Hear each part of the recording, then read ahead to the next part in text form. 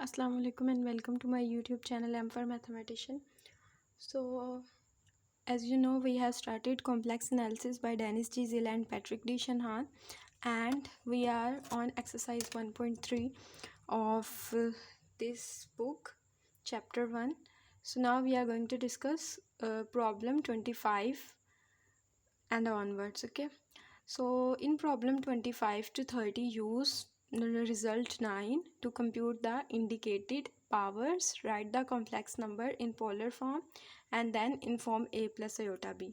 तो ये कहते हैं कि 25 से 30 जो प्रॉब्लम है उसमें आपने क्या करना है, आपने यूज़ करना है रिज़ल्ट 9 और कंप्यूट करनी है ये इंडिकेटेड पावर्स जो दी हुई हैं, और आपने लिखना है कॉम्प्लेक्स नंबर को पोलर फॉर्म में और उसके बाद उसको लिखना है ए प्लस आयोटा बी की फॉर्म में। सही है।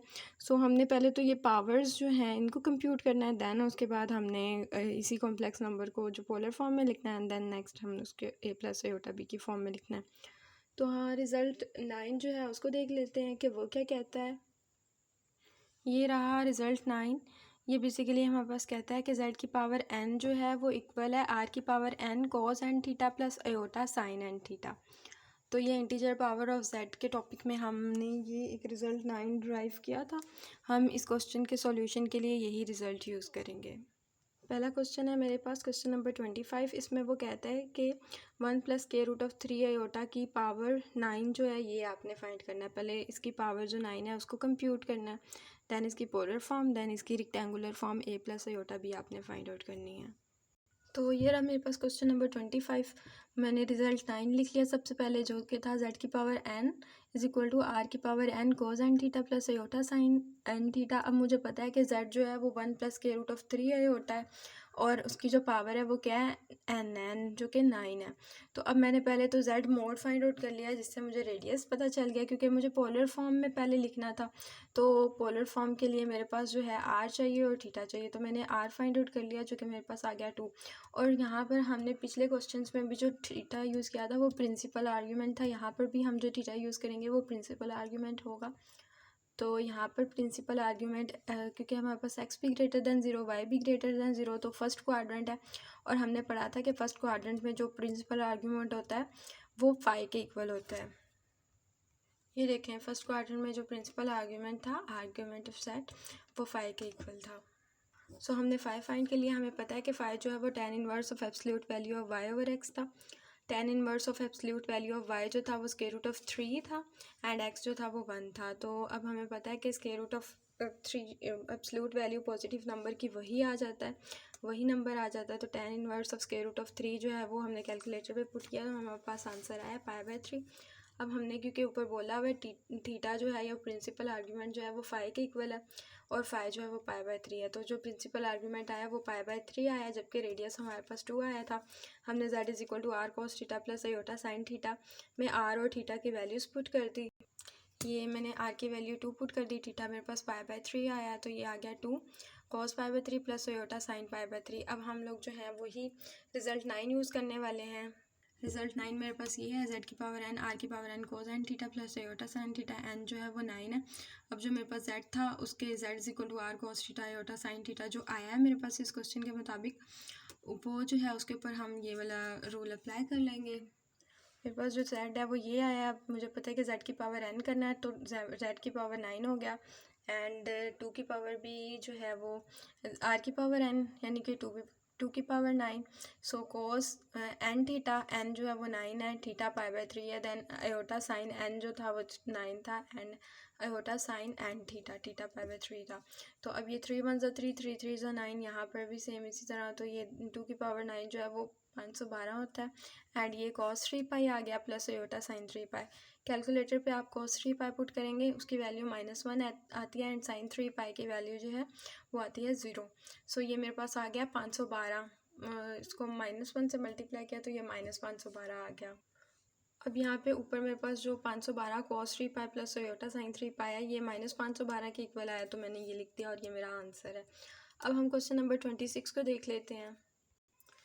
क्वेश्चन नंबर 26 की जो हमारे पास जहाँ ये क्वेश्चन है 2 - 2 आयोटा की पावर 5। अब यहाँ पे z जो है वो 2 - 2 आयोटा है, 5 जो है वो n है हमारे पास।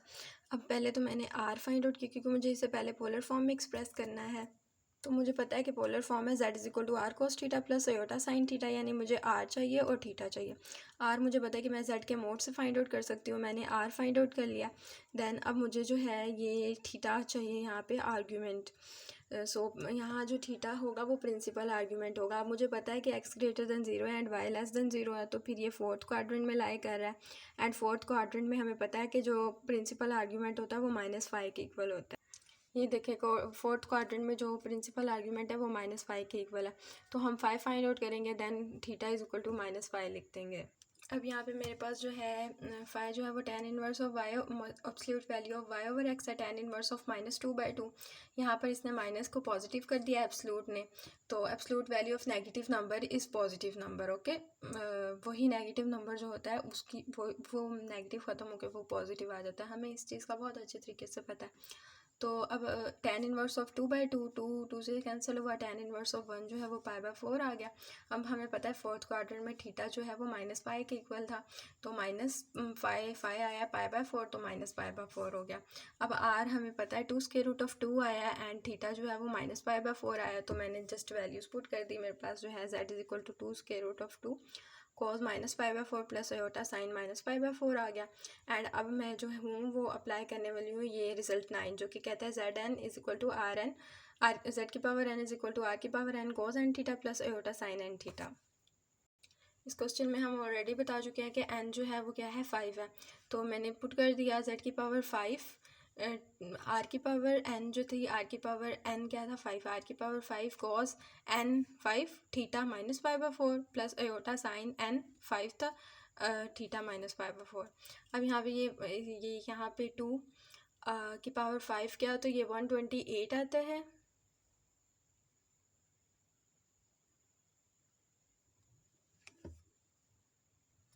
Multiply by square root of 2। अब हम ये 2 इंटू स्क्वायर रूट ऑफ 2 की पावर 5 करेंगे तो ये 128 स्क्वायर रूट ऑफ 2 आएगा। ओके, एंड यहाँ पर ये इसके साथ 5 इसके साथ अंदर को मल्टीप्लाई हो गया, तो ये हो गया cos -5π/4 प्लस अयोटा साइन -5π/4। अब यहाँ पे मैंने जब कैलकुलेटर पे cos -5π/4 पुट किया तो मेरे पास ये आंसर आया -√2/2 एंड साइन -5π/4 का आंसर आया स्क्वायर रूट ऑफ 2/2। देन मैंने जस्ट जो है cos -5π/4 की वैल्यू पुट कर दी एंड साइन -5π/4 की वैल्यू पुट कर दी। तो मेरे पास जब मैंने ये वैल्यूज़ पुट कर दी उसके बाद जो है मैंने ये स्क्वायर रूट ऑफ 2 को अंदर मल्टीप्लाई करवा दिया। ये स्क्वायर रूट ऑफ 2 का स्क्वायर हो गया, यहाँ पर भी स्क्वायर हो गया, स्क्वायर रूट से कैंसिल हुआ, यहाँ पे 2 बच गई, यहाँ पे भी 2, ये 2 से कैंसिल हुआ यहाँ दोनों तरफ, तो यहाँ पे -1 प्लस अयोटा बच गया।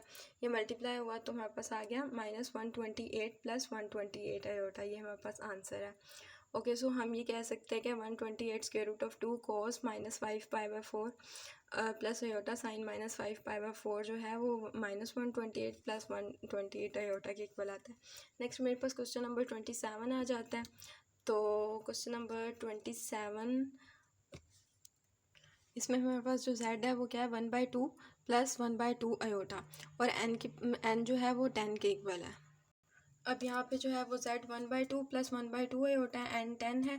अब मैंने पहले तो मुझे पता है कि इसको मैंने पोलर फॉर्म में लिखना है, इसको पोलर फॉर्म में लिखने के लिए मैंने सबसे पहले क्या कर लिया, उसके लिए मुझे पता है कि z is equal to r cos theta plus iota sine theta, यानी r चाहिए और थीटा चाहिए। मैंने सबसे पहले तो r फाइंड आउट कर लिया, r फाइंड आउट किया तो मेरे पास ये 1/√2 आया। अब थीटा जो है वो मैंने प्रिंसिपल आर्ग्यूमेंट लेना है, एंड मुझे पता है कि यहाँ पर देखें x भी ग्रेटर दैन 0 है एंड y भी ग्रेटर दैन 0 है, तो यहाँ पर फर्स्ट क्वाड्रेंट है जिसमें थीटा जो है वो 5 के इक्वल होता है। फर्स्ट क्वाड्रेंट में जो थीटा है वो प्रिंसिपल आर्ग्यूमेंट जो वो 5 के इक्वल होता है। ओके, सो यहाँ पर जो 5 है वो क्या है tan inverse of absolute value of y over x, tan inverse of 1/2 divided by 1/2 से कैंसिल हुआ, और 1 की एब्सोल्यूट वैल्यू तो 1 ही होती है, तो tan इनवर्स ऑफ 1 अब फाई जो है tan इनवर्स ऑफ 1 जो है वो उसको कैलकुलेटर पे पुट किया तो π/4 आता है। जो फाई जो है वो π/4 आ गया और थीटा जो है फाई के इक्वल है, यानी थीटा भी π/4 आ गया।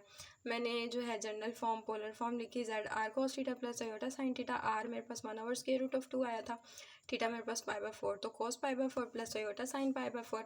अब मैंने जस्ट ये रिजल्ट 9 अप्लाई किया, Z की पावर n R की power n cos n theta plus iota sine theta sine n theta. n जो है वो मेरे पास क्या है 10 है, तो मैंने जस्ट इस वाले पे ये वाला रिजल्ट अप्लाई किया, Z की पावर 10 और R की पावर 10 हो गया, यानी 1/√2 की पावर 10 हो गया, यानी यहाँ हो गया cos n थीटा, यानी 10 यहाँ पे मल्टीप्लाई होगा, साइन n थीटा यहाँ पे 10 मल्टीप्लाई हो गया, ये देखें। तो यहाँ से फिर ये 2 2 5 10, ये 5π/2 आ जाएगा प्लस आयोटा साइन 5π/2। यहाँ से हमें पता है कि हम इसको जो है वो स्क्वायर रूट को स्क्वायर से ख़त्म कर सकते हैं, इसलिए मैंने 2 × 5 कर लिया। तो अब ये ख़त्म हो जाएगा, यहाँ पे 2 की पावर 5 बच जाएगा, 1/2 की पावर 5। सो अब यहाँ पे देखें, अगर हम 5π/2 को देखें तो ये जो है ये को टर्मिनल है π/2 के साथ। कैसे? 5π/2 में से मैंने अगर माइनस किया, लेट्स से देखिए मैंने यहाँ पे 5π/2 से -2π किया, तो मेरे पास ये 2 2 ज़ा 4 एलसीएम लिया, तो ये 5π - 4π/2 आ गया। तो इसका मतलब है कि ये इसका को टर्मिनल एंगल है, ये सेम टर्मिनल पे लाई करें, इसलिए हम इसको कहते हैं को टर्मिनल। ओके, एक ही टर्मिनल है इनका, तो π/2 इसलिए 5π/2 जो है वो π/2 के इक्वल लिखा जा सकता है, इसलिए हमने पीछे जो 5π/2 की जगह यहाँ π/2 पुट कर दिया, एंड यहाँ पर भी। और हमें पता है कि वो जो 1/2 की पावर 5 बचा था, 2 की पावर 5 32 होता है। एंड यहाँ पे cos π/2 जब कैलकुलेटर पे पुट किया तो 0 आता है, एंड sin π/2 जो है वो 1 आता है, या फिर cos 90 और sin 90। सो यहाँ पर फिर 1/32 और ये आयोटा, सो ये 1/32 आयोटा आया। और हमें पता है कि ये जो 1/32 cos π/2 प्लस आयोटा sin π/2 है, ये इस चीज़ के इक्वल आया, तो हमने ये नीचे लिख लिया कि ये जो चीज़ थी ये इसके इक्वल आ गई। और ये हमारे पास क्वेश्चन नंबर 27 का सॉल्यूशन था। और इंशाल्लाह हम क्वेश्चन नंबर 28, 29 एंड 30 जो है वो नेक्स्ट वीडियो में डिस्कस करेंगे। ओके, अल्लाह हाफिज़, take good care of your selves.